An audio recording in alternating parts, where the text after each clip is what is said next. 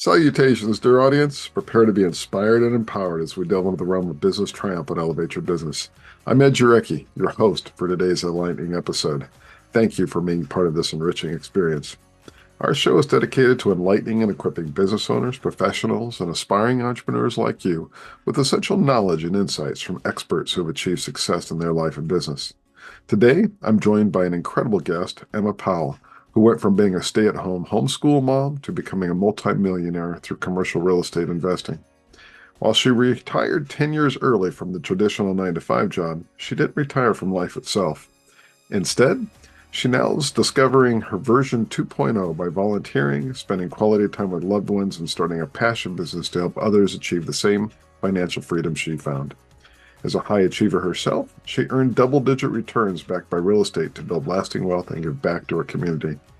As Emma joins us on the show, she'll shed light on what success means to her personally and how her definition has evolved over time, as well as one or two of her top challenges and the lessons learned associated with them. And finally, we'll explore how Emma has leveraged innovation in her business and other work to overcome challenges and achieve her goals. So join me in welcoming Emma Powell as we embark on another incredible episode of Elevate Your Business. And without further ado, welcome to the show, Emma. It is wonderful to see you again. How are you doing? I'm doing great. I'm excited to be here. I do a lot of real estate podcasts, but I don't get to do as many general entrepreneurial business podcasts. And I could just talk all day. So I love this. That is awesome. So, with that thought in mind to start with, could you share a little bit more about yourself and your business? Yeah, a great introduction there. You covered all the high points. I would like to add to that. I spent 10 years as a real estate and wedding photographer and kind of those cottage businesses that stay-at-home moms often will take on. You sell them some leggings or some scented candles to just try and make ends meet, get the kids some piano lessons, take a vacation every once in a while. And that was the way I was contributing to the family. I taught graphic design classes online, always kind of dabbling around with little cottage businesses. And I think it was 2014, I decided to go back to college and get a business degree. And my husband was a little confused. He said, I don't understand why you're taking on like this level of stress to finish a degree when you already have a successful business. If you wanted to scale it, you could be making what I'm making and with no need for a degree. And I really struggled with this concept of college versus business that I was already doing. And I finally just kind of got to the point where I was like, I don't want to scale this business. This is a solopreneur kind of thing, and it's not the kind of business I want to scale. I would do 1099 contractors for people who had graphic design houses or photography companies, and I would go in and be one of their staffers, and I would see kind of what they're doing at the top level of the business, and I'm like, this is just not the kind of business I want to be running. But I didn't think I wanted to run any business, and so I finally decided I'm just going to go back to school, because if something happens to him, my brother was in a devastating cycling accident right about the same time, and he became quadriplegic, and his wife became his full-time caregiver. And I thought, if that had happened to me, one of our really good friends, actually, he had the same injury, and his wife was not his caregiver because his injury was due to negligence, and he got a huge settlement, and he started buying farms and hotels and things like that, and he could afford to have a full-time live-in caregiver. And the different situation that I saw when my brother had the same injury, through no negligence, no settlement, and basically just trying to figure it out and make it work. That was very formative for me in that decision to say, if something happens, my husband could pass away, he could become disabled for whatever reason, unable to work or provide for the family, inflation, unemployment, who knows, right? I need a kind of an instant job thing and an insurance card in my back pocket. So I went back to school, and really all I learned, it was an entrepreneurial course, was how to run somebody else's business, how to support another entrepreneur. And I saw these big businesses scaling, and I was contracting for some big ones, and I just got to the point where I was like, I actually just prefer investing. I just want to watch my money grow in a bank account or in a vehicle of some sort. I don't actually want to run a business. So then I came across Robert Kiyosaki, like the quadrants, where it's like a business owner, an employee, a solopreneur, or an investor. And I really identified with that investor quadrant. I was like, okay, yeah, I've kind of been missing my calling here. So that's when I really got out of photography and all those kinds of things and just really started shoveling every dime that I could into an investment business that would be not passive, but at least hands off. And just a few months into that business, I realized like I could retire my husband. It wasn't just a protection from layoff. It wasn't just something for me to keep myself busy while he was working and the kids were getting older. It could retire him early. And then that became kind of like the driving force behind what I was doing was to not scale the business to the point where when he left his job, then I would be stuck with running a big business. And he said it best. He said, I don't want to leave my job just to trade it in for you having a job. It's either both of us or neither of us. Like, we're doing this together. And so when he finally did leave his job, he basically came into my business part-time, took a lot of those things off my shoulders, and allowed us both to then start working part-time instead of having to scale this big business on my own. So that's really the background of some of the decisions I made and some of the motivations that I had to do what I'm doing. And just the fact that real estate in general as a business, whether you're an investor or you're an active or landlord, had so much more income potential than anything else, any other skill set that I had. Blew the ceiling off of it. And that realization is like, I could go to medical school and not make this kind of money. So that was really empowering and kept me going. I love the fact that you found your passion, your niche, and you focused and you drove on that and created your success through it. And I think that's an important message for our audience, for all of us to keep in mind as we're taking our journey forward, is what is that really resonates. So I love your story. So carrying that to the next question, which is, how do you define success today after everything that you worked through? Well, you said something before we started recording about imposter syndrome. And the thing you said, it's like sometimes they haven't maybe reached the level of outward success that they feel like they need to have before they can go out and start saying, hey, look at me as an example of what you want to do. I have that same problem because I feel like that definition of success, it doesn't really match my definition of success, like that obvious, I have a private jet, I have a McMansion, or these kinds of things, right? But you said something about how sometimes the level of success that they've reached is just a good work-life balance. Like, I make enough money that I can spend my time on a lot of personal life stuff. And that really resonates with me. So the definition that I have of success is freedom of choice.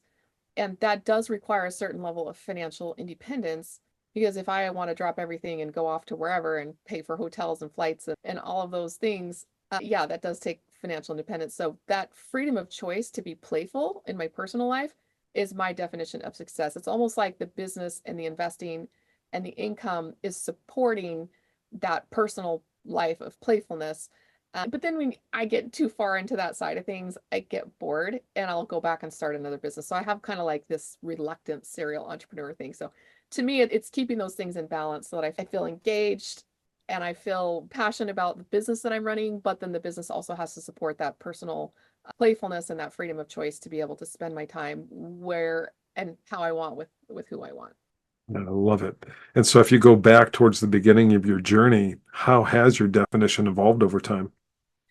That's actually a really great question. And I've spent a lot of time working on this. I have a couple of different coaches, a sales coach, a general business coach, capital raising coach, and performance coach all over the last 6 years.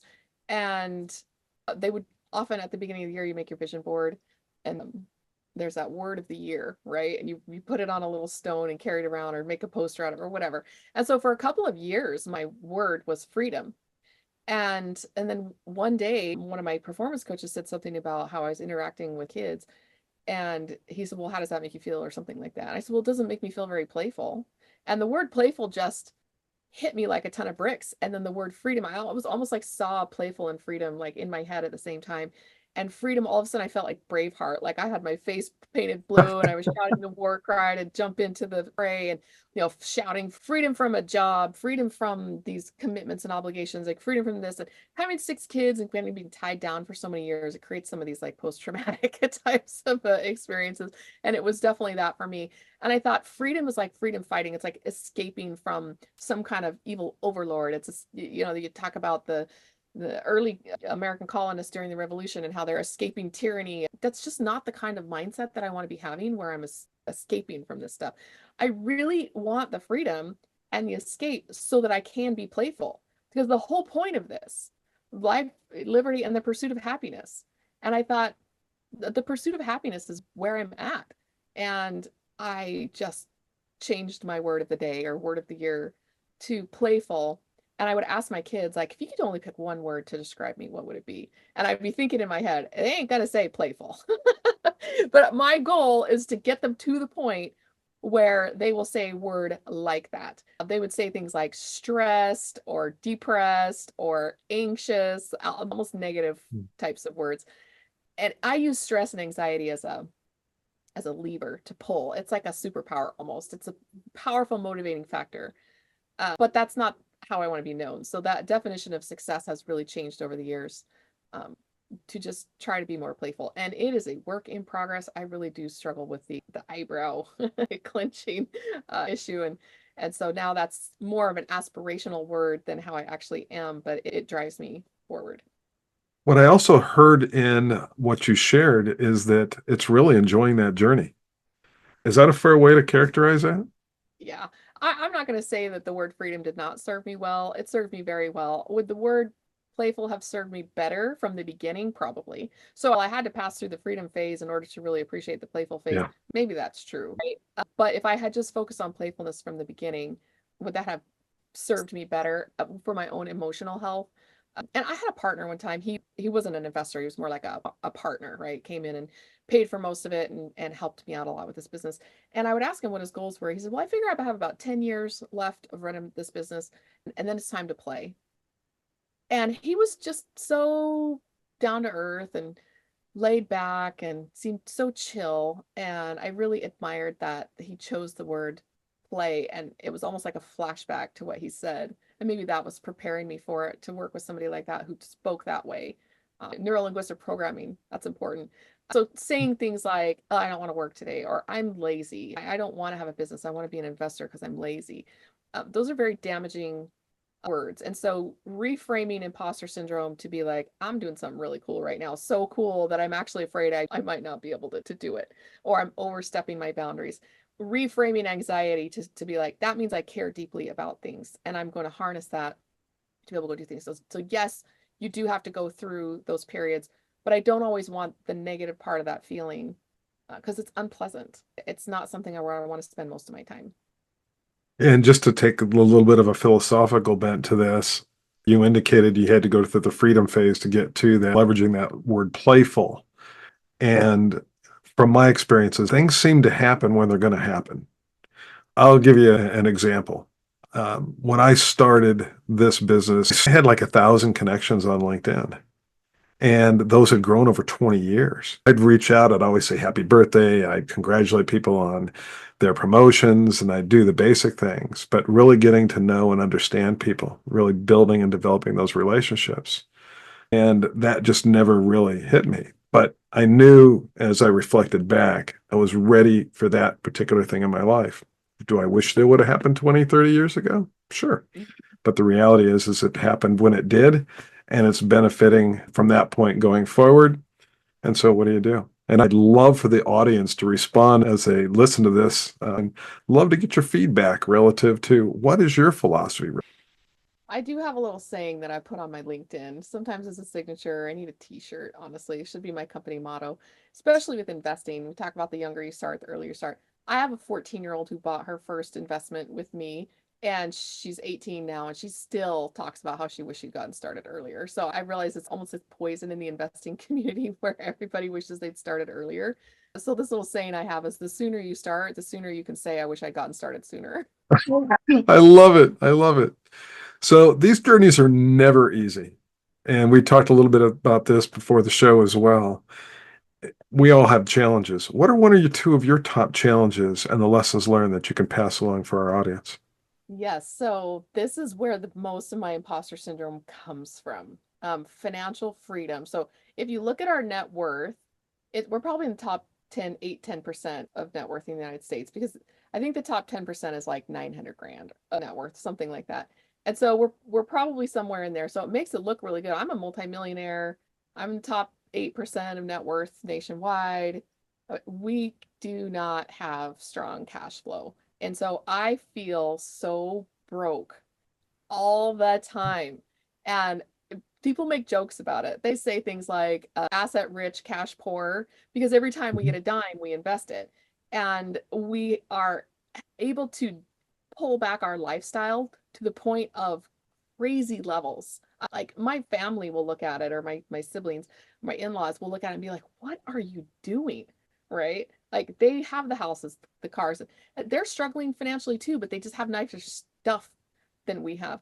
But we're willing to just like pull back our lifestyle to crazy levels. And most real estate investors are like this. They drive old cars, their house is not nice, and they have a hard time, even when they get to the point where they do have strong cash flow, because it does eventually come, that they can't spend it on themselves and all that. So it's almost like a curse of frugality. So really, really struggling with the curse of frugality coupled with a real lack of cash flow is extremely challenging. It brings on a lot of anxiety, a lot of feeling like, am I doing this wrong? Am I misrepresenting myself as a multimillionaire when I feel like I'm coupon clipping at the dollar store? Things like this. I'm driving this old car and saying, like, no, you can't have a drink with dinner. Why are we even out to dinner?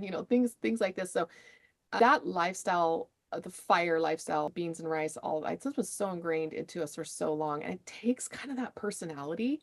I hate to say it. I think everybody should be investing, right? But it really takes that kind of personality to attack it, to say, I'm going to do the beans. I'm going to live like no one else so I can live like no one else. And that's a problem. It's a problem that's exacerbated by the lack of cash flow. And especially now that my husband's left his W-2, our entire life is supported on our passive income or rental income.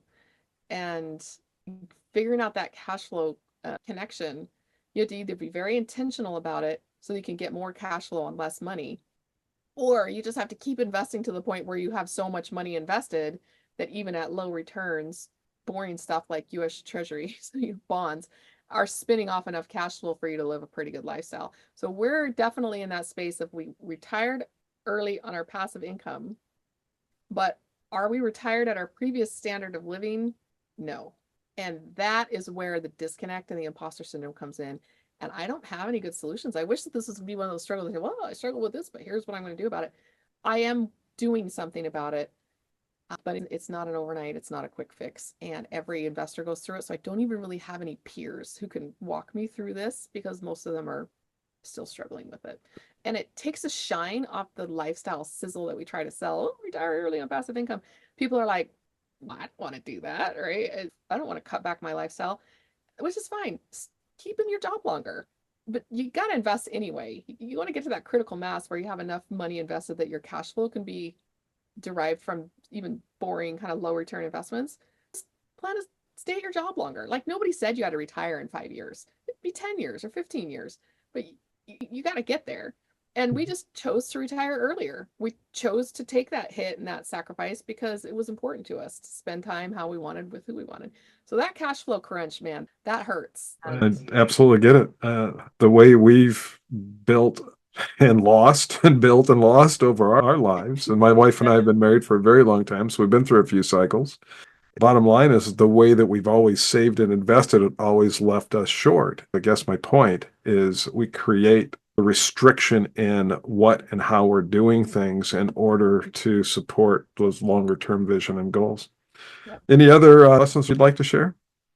I don't know if there's so much business or financially related, but the economy is not in great shape right now.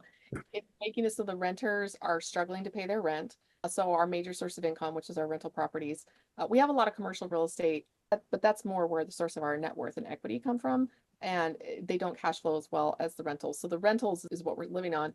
And as the economy struggles and kind of slows down, people have more problems paying their rent, getting caught up on back rent, things like that. So that's put a pinch on us. But likewise, we have 3 adult children who are struggling to find gainful employment in this economy. And I think that my son sent me a meme this morning that said the US economy added 340,000 jobs last month. Do you have one yet?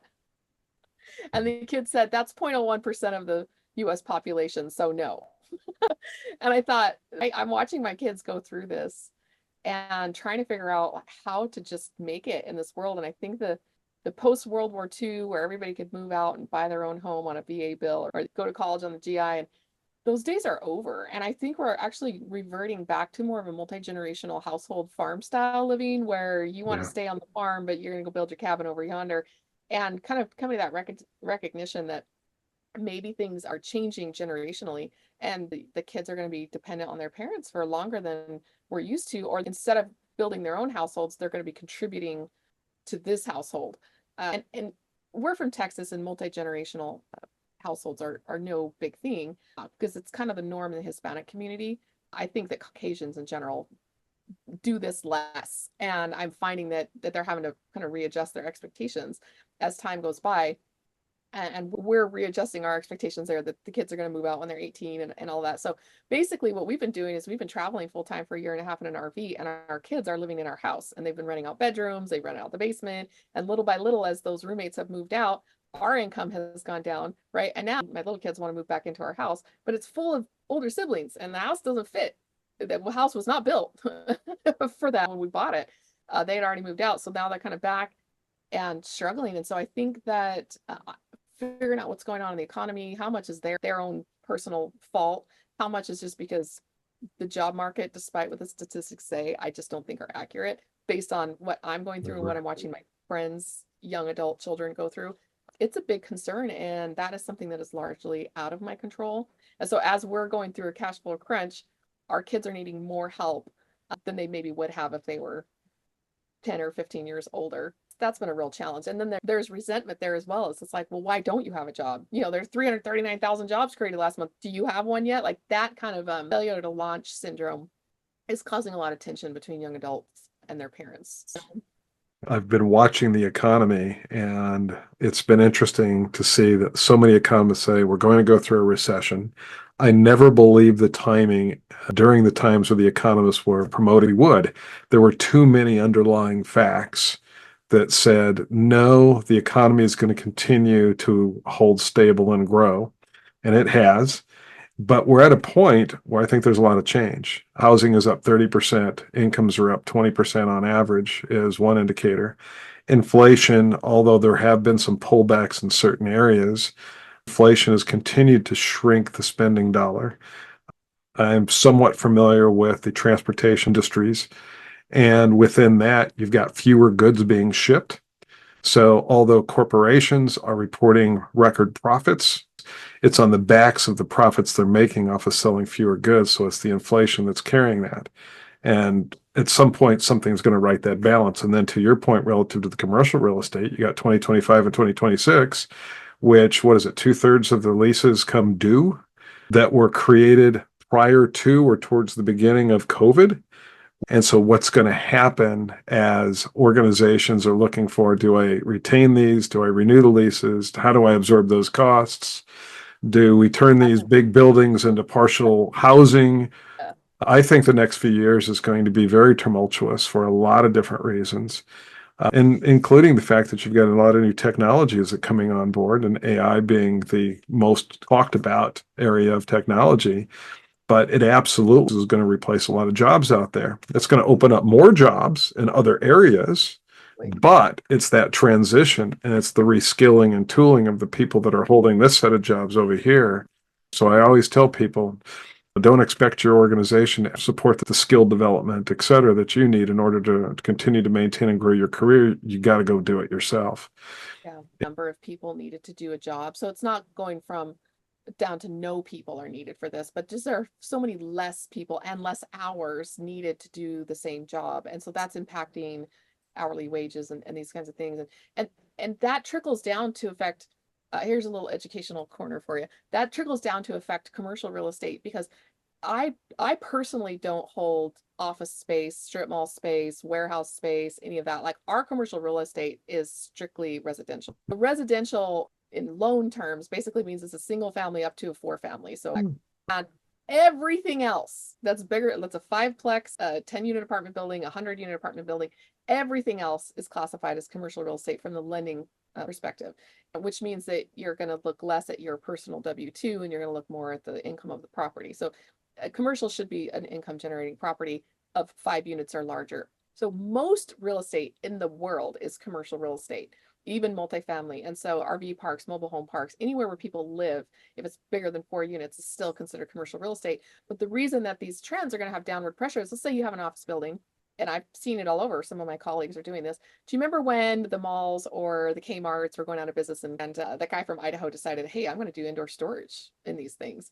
And it became the way of like, oh, I wish I had thought of that. I should have done indoor storage. There's a JCPenney or what Sears down the way that's vacant. Well, the same thing is happening with office buildings where they're being converted to residences. We were at the mall, and I believe it was Savannah, Georgia, recently, and it was a ghost mall. We stopped by at the last shop, the last lease that's to expire, and my daughter went out to go find the food court, And she said, I felt it was in a creepy fair, like in a horror film, right? Because it was all shut down and strange stuff. Because the mall was basically had been bought a couple years earlier by an investor group, and they were waiting basically for these last few leases to expire, because commercial leases tend to be 5 to 10 years, right? Right. Maybe longer if it's a large chain like where we were. And they're going to adapt it to living space and the regular traditional mall. I'm like, that's going to be a strange floor plan, right? But then that starts to put downward pressure on the multifamily developments that are in progress, or the vintage inventory that's already there, because now they're going to have more choices of where they're going to live, because a lot of this adaptive reuse is happening. And the more supply there is, the less people are willing to pay. And we're talking about massive housing shortages. But with the adaptive reuse of traditionally what's referred to as commercial spaces into multifamily living quarters, and the population's basically shrinking, right? And multi-generational housing is going to become more acceptable. That pushes down rent prices, which is directly what feeds me, whether it's a single family house or a 100-unit apartment building. Like, that's what we're surviving on. And so those types of economic pressures that I'm seeing in my own home with my own kids, they are well capable of moving out from a practical standpoint, but they just can't afford the housing Yeah. based on, and their insurance has just doubled. And in some cases, my daughter, her insurance tripled. And it's kind of crazy to watch these prices go up for these 20-year-old kids, and they can't afford to move out, even though they could. They know how to pay bills, they get themselves to work, they graduated from college, they cook, clean, all the things, right? But it's just the financial pressure of them being able to move out is just not being seen. And so that will create a lot of waves as commercial loans are coming due. We don't do those for 30 years, like on houses, like on the 1 to 4 units. You get a 30-year loan. These come due every 5 to 7 years. And you've got to retrade, refinance something. You're forced into this by the short term of a loan. And it's a real problem in commercial real estate right now, because you may want to say, oh, I'm just going to hold it, right? But you can't, because your lender's like, pay up or hand back the keys. So Right. these are definitely economic concerns and industry specific concerns that we're struggling with right now. And I'm no Warren Buffett in my space, so I'm just watching and trying to do the best we can to keep everything together. And so I don't want it to be negative. So I'm obviously very bullish on my sector. I would not be doing this full time, and I would not be having my husband do this full time. But it definitely takes a strong spine to weather through some of these downtimes. And it is going to be a very interesting next couple of years for sure. And so when you consider innovation, how do you leverage innovation within your business? You asked me this when we met the first time, and I found myself really thinking about this hard, because I am not an early adopter for like technology. I'm not the kind of person who's going to go out and be like, well, I think that electric cars are the wave of the future, so I'm going to buy myself a $150,000 Tesla the moment it rolls off the line. I wait. I wait and wait and wait. I don't think I had my first cell phone until 2012 or something crazy like that. And I only did it because I had to get one for work. One of the people I was contracting for required me to have one. So I finally broke down and got a phone. But I'm almost like late to the party on the innovation side of things. But that's really what attracts me to real estate. Despite everything that I just said with adaptive reuse and the changes in commercial real estate and all of the down affecting residential, all of that, at the crux of real estate, it's ancient business model that if you Yeah. just deliver on the fundamentals, you will eventually build wealth. It's almost like a guaranteed way to build wealth. Right? And even people who've lost everything and have horror stories there, they'll pick up, dust themselves off, reapply the knowledge and the experience that they gained, and they'll go back and they'll do it again, rebuild it. And I've seen people build real estate fortunes once, twice, sometimes 3 times. It's just this surefire, primitive based business of putting a roof over your head, whether that's a cave or a cabin or a warehouse that's been converted into multifamily. I love that I don't need to be that innovative. I need to be on top of creative strategies, right? But I'm not inventing any of them. I'm not having to trend watch and apply, adapt or die. This is just such a ubiquitous product that is everybody wants, and they buy it regardless of who owns it. None of my tenants have any idea who I am. They don't know how many followers I have on LinkedIn. They don't care how charismatic I am, my marketing. They do not care about any of that. They're going to buy my product with zero personal brand behind that. The only personal brand that I built is to attract investors to come and do projects with this. Like, that's the whole purpose behind LinkedIn or any of that. When it comes to just the tenants, like, they do not care. And I love that aspect of the business. So I almost feel like innovation is my enemy sometimes because you get caught in shiny object.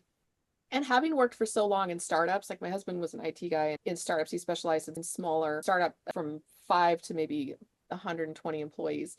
And then he kind of would move on to the next startup. And so watching those founders, because in the small companies, you're friends with those founders, and watching them struggle to stay at that cutting edge of innovation so that they have a marketable product that they can bring out and convince people that they need it, because they're like, what is this? I don't understand why I need this. It's so new, it's so blue ocean that people don't even think they need it.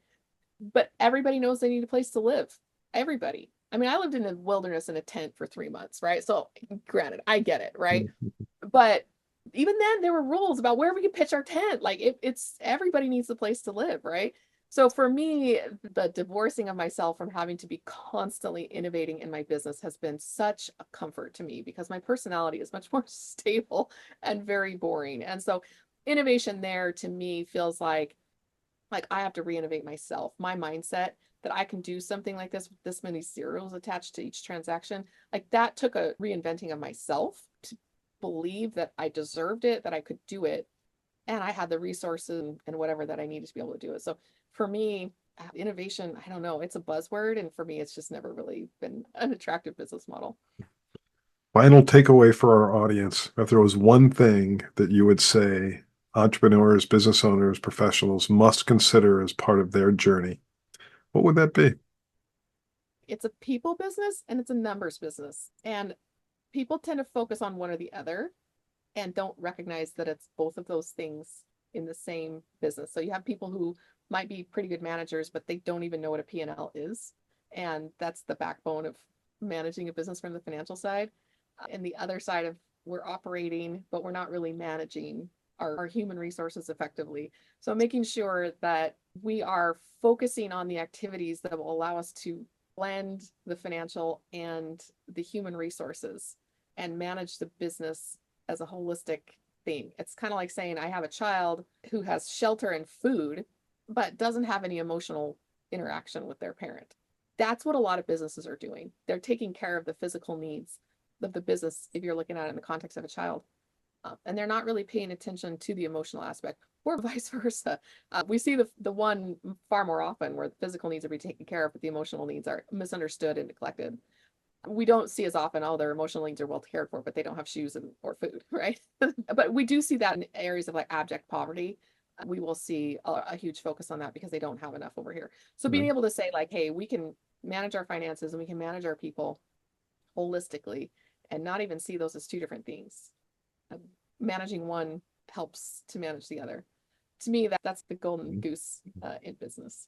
I think that's good. Balance is important, and taking care of your customers, your people, your stakeholders, vendors, etc., in conjunction with ensuring that the business activities are performed, everything from whatever products and services that you're offering, as well as bookkeeping, the accounting, the marketing, et cetera, those things that allow you to execute that business. But to your point, you need people as part of that. And so neglecting the people side is going to create an imbalance and vice versa. Like focusing on your mental health at the expense of your physical health, or vice versa. You're so focused on making gains at the gym that you're not really Yeah. thinking about your emotional capacity. So if when you start looking at your body as a unified entity, that your brain is a physical thing and that your body talks to that mental energy, and the emotion and the physical are all actually just the same thing. A lot of people who are into physical fitness and high achievers, they get that concept. But it's the same thing in business. You can't really separate those things out. Yeah.